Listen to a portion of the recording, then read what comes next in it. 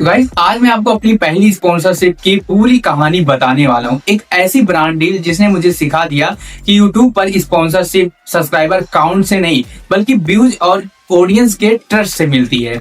और एक समय इस डील में ऐसा भी आया था जब मुझे लगने लगा था कि मेरी पहली स्पॉन्सरशिप की पेमेंट जो है मुझे मिलेगी ही नहीं। लेकिन इसमें सबसे मजेदार बात तो ये है कि जब मुझे ब्रांड ने ईमेल किया था तब मुझे स्पॉन्सरशिप का रेट फिक्स करना भी नहीं आता था कि मतलब कि कौन सा रेट मुझे रखना चाहिए अपने व्यूज के हिसाब से। और पेपाल अकाउंट क्या होता है, फियोनी अकाउंट क्या होता है, इसके बारे में मुझे बिल्कुल भी नहीं पता था, जो कि मैं ये नाम पहली बार सुन रहा था। और ब्रांड से कैसे प्रोफेशनल तरीके से बात करनी है ये तो मुझे बिल्कुल भी किसी भी प्रकार की जानकारी इसमें नहीं थी कि कैसे बात किया जाता है ब्रांड से। लेकिन फिर जो हुआ इसने स्पॉन्सरशिप को लेकर मेरी पूरी सोच ही बदल गई। तो चलिए आज की इस वीडियो को बिना टाइम वेस्ट किए स्टार्ट करते हैं। गाइस बात थी जून महीने की, मतलब इसी महीने की। तो मैं कहानी शुरू करने से पहले मैं आपको उस समय की सिचुएशन बताना चाहता हूँ। उस समय दोस्तों मेरे चैनल पर कोई भी स्पॉन्सर वीडियो नहीं थी और मेरे चैनल पर सिर्फ 40, 50, 60, 70 ऐसे करके व्यूज आते थे। बहुत ज्यादा कुछ और ज्यादा आ जाते थे, बस इतना ही व्यूज आता था। और मैं स्पॉन्सर पर बहुत ज्यादा फोकस नहीं करता था कि मुझे स्पॉन्सर मिले। पहले कंटिन्यू ज्यादातर नहीं रहता था, बस बीच बीच में छोड़ता था। जब से मैंने कंटिन्यू रखा धीरे धीरे मेरे व्यूज एक्स्ट्रा बढ़ने लगे। और जब मेरी एक वीडियो वायरल हुई उसके साथ कई वीडियो दूसरे तीसरे दिन वायरल होना स्टार्ट हो गई। और वायरल होते हुए जब मेरे व्यूज आना स्टार्ट हुए और ऑडियंस बढ़ने लगी तब मुझे समझ में आया कि अगर आपके पास 10,000 सब्सक्राइबर हैं या फिर 1,00,000 सब्सक्राइबर हैं उससे कोई भी मैटर नहीं करता। मतलब कि आपके पास कितने भी सब्सक्राइबर हो बस आपके वीडियोस पर व्यूज आना चाहिए। अगर आपके वीडियोस पर व्यूज आना स्टार्ट हो चुके हैं या फिर 1-2 व्यूज 3,000 व्यूज भी आ रहे हैं ना, तो आप अच्छा खासा चार्ज ले सकते हैं स्पॉन्सर करके। ये मायने नहीं रखता कि कितना सब्सक्राइबर है, बस आपके वीडियोस पर ऑडियंस रिटेंशन होना चाहिए, ऑडियंस इंगेज करती है या फिर नहीं करती है, मतलब कि रिसेंट वीडियो पर देखती है कि कितने व्यूज आ रहे हैं तभी आपको ब्रांड ईमेल करती है। और शायद दोस्तों यही वजह थी कि जैसे ही मेरी कुछ वीडियो परफॉर्म अच्छा करने लगी तो ब्रांड्स के ईमेल आना स्टार्ट हो गए। और इसी वजह से ब्रांड ने मुझे ईमेल करना स्टार्ट कर दिया। और इसमें से एक ही ब्रांड मुझे पसंद आया जो मैंने स्पॉन्सर किया। और दोस्तों काफी सारे ब्रांड भी मुझे ईमेल किए लेकिन कुछ फेक भी थे। एक फेक ब्रांड आया था उसके बारे में मैं आपको बताना चाहूंगा अगली वीडियो में। लेकिन दोस्तों वो ऐसा ब्रांड था ना जहां पर अगर आप वहां पर अगर फंस जाते ना तो आपका चैनल जा सकता था। क्योंकि मेरा भी चैनल वहां पर जाने वाला था लेकिन मैंने उसे नहीं किया। तो इसलिए मैं जो भी काम करता हूँ एक एक कदम रख मतलब कि उस पे फूक मार कर ही रखता हूँ ताकि चैनल पर कोई भी दिक्कत ना आए।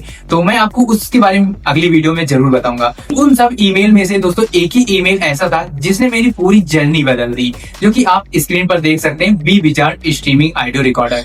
फिर दोस्तों इस ईमेल में ये लिखा था, जो ब्रांड की तरफ से आया था, इसमें लिखा था कि क्या मेरे लिए आप डेडिकेटेड मेरे प्रोडक्ट्स का वीडियो बना सकते हैं। और उसने ये भी पूछा था कि क्या आपके वीडियो का चार्ज कितना होता है या फिर कितना रहेगा। तो आप जैसा कि आप मतलब स्क्रीन पर देख चुके होंगे तो इस हिसाब से वहां पर ईमेल लिखा था पूरा साफ साफ। और फिर दोस्तों मैं यहीं पर फंस गया क्योंकि मुझे पता नहीं था कि स्पॉन्सरशिप कैसे करना है, उसका रेट कैसे तय करना है, क्या स्पॉन्सरशिप का रेट होना चाहिए। ये सारी चीजें मुझे बहुत ज्यादा सताने लगी कि अब मैं इसका रेट कैसे बताऊं मेरे वीडियो पर व्यूज आने के हिसाब से।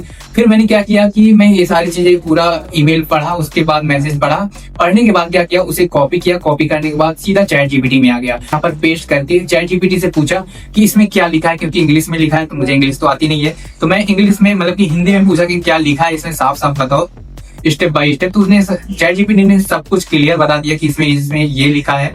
अगर आपको कभी ईमेल आता है तो आप ऐसा कर सकते हैं, चैट जीपीटी से बहुत ही आसानी से हिंदी में पूछ सकते हैं।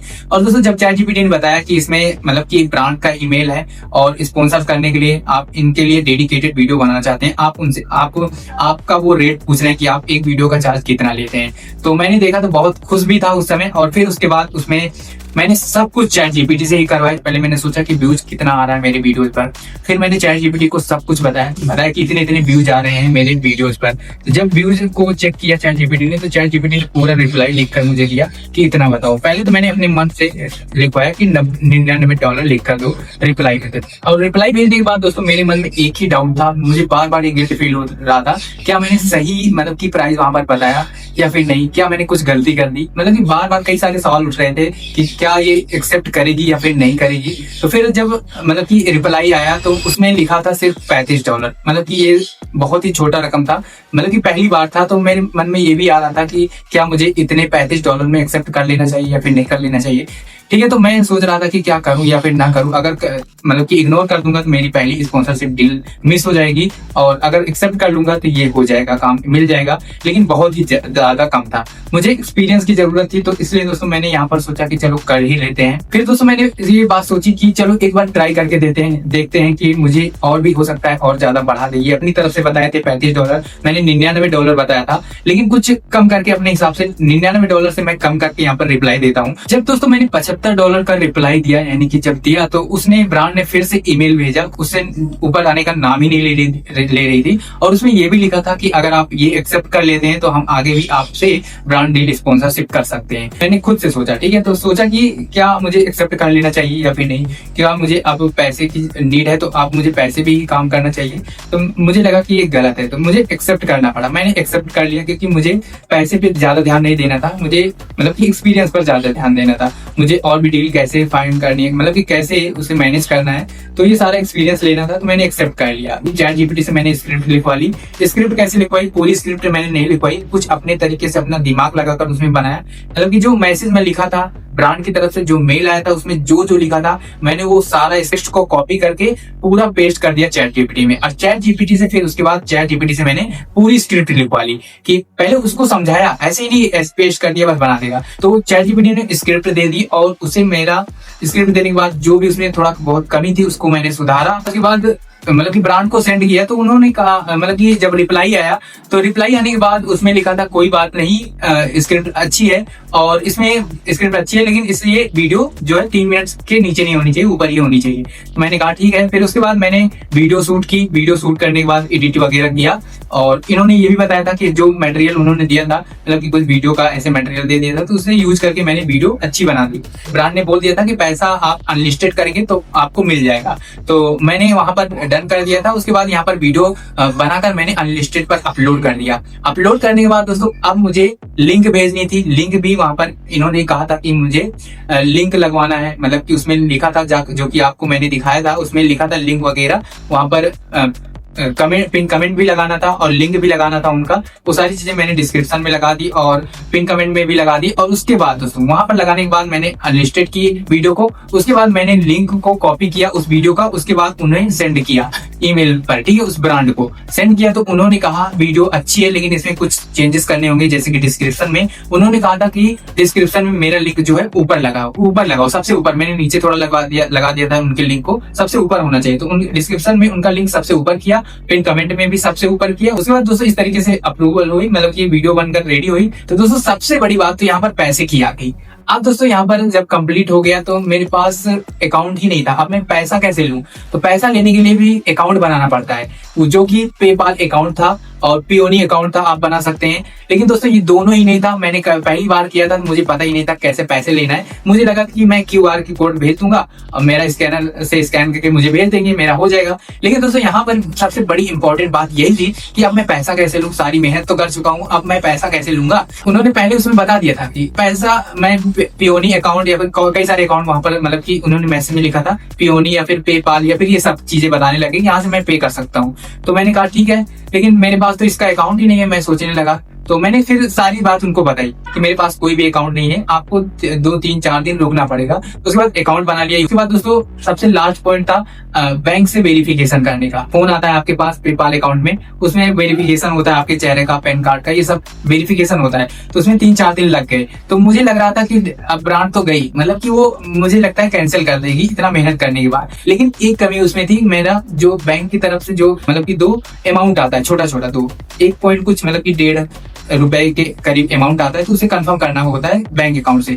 जब आप अपना बैंक वहां पर लिंक करते हैं तो वहां पर कुछ 1-2 दिन 3 दिन के बाद वहां पर आपको अमाउंट आता है, उसे वेरीफाई करना पड़ता है। लिंक तो कर दिया है अकाउंट, लेकिन पूरी तरीके से वेरीफाई नहीं हुआ है अकाउंट, फिर भी आप पैसा ले सकते हैं। से मैंने पता चला कि हम पैसा ले सकते हैं, तो मैंने ब्रांड को अपना ईमेल आईडी भेजा जिससे पैसा लिया जाता है। तो ईमेल आईडी भेजा, उसने ट्रांसफर कर दिया मेरे ईमेल पर, तो मेरे पास पैसा आ गया। उधर से पैसा पूरी तरीके से आ गया था, सिर्फ यहाँ पर बैंक में ट्रांसफर होना था पेपाल से, ठीक है। उसके बाद दोस्तों यहाँ पर हो गया। और दोस्तों यहीं पर वो मतलब कि मैं बहुत ज्यादा डर गया था कि अब मेरा पैसा आएगा या फिर नहीं आएगा। तो बहुत सारी चीजें यहाँ पर होती है। तो फिर मैंने लिंक उनके लगाकर यहाँ पर वीडियो पब्लिक कर दी, उन्होंने जैसे ही पैसा दिया। एंड में ये भी पूछ लिया था कि अब इस वीडियोस को क्या आप मतलब कि इंस्टाग्राम पर शेयर कर सकते हो या फिर टेलीग्राम, पहले पूछा चलाते हो या फिर नहीं, तो मैंने कहा चलाते हैं, तो फिर उन्होंने कहा इस पर भी शेयर कर सकते हो, हमने कहा ठीक है चलो कर देते हैं। फिर दोस्तों मैंने उसको भी शेयर कर दिया, इंस्टाग्राम पर भी लिंक लगाकर, कुछ ही क्या ही ज्यादा था, मतलब पहला स्पॉन्सर था तो मैंने कर दिया था,